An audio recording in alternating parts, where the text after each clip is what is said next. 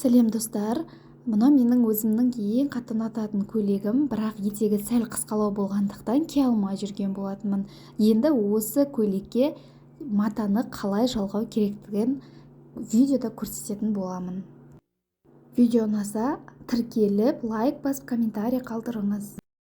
Мен өзімнің көйлегіме осындай түстес сәйкес келетін матаны таңдап алдым. Ең алғаш көйлектің астыңғы бөлігін осылай тігісін сөгіп алдым.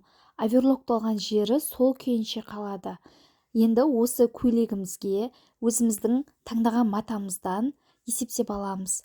Мен осындай 2 бөлік мата алдым. Матамның жиегін осылай қиғаштап қидым.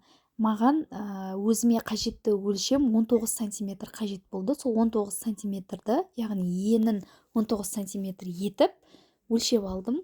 Осылай көйлегіме тігіп шығатын боламын.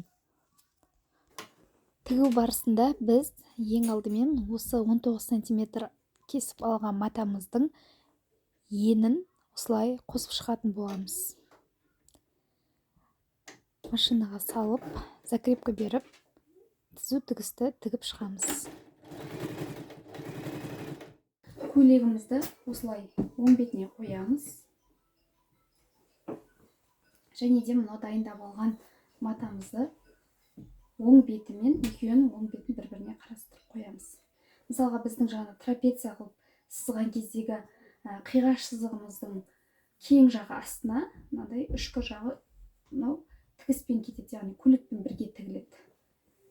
Енді осы екеуін бір-біріне қаратып, машинкамен қосып тігіп шығамыз. Мынау біздің тігісімізді былай ашып отырып қосып тігіп тастаймыз.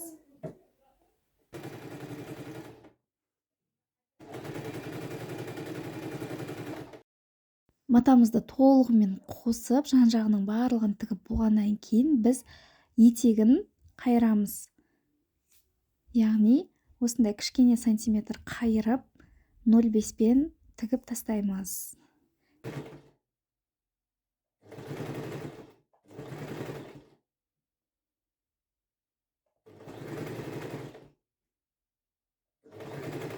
Видеода көріп тұрғандарыңыздай, мен өзіме қажетті матаны көйлегіме жалғап алдым.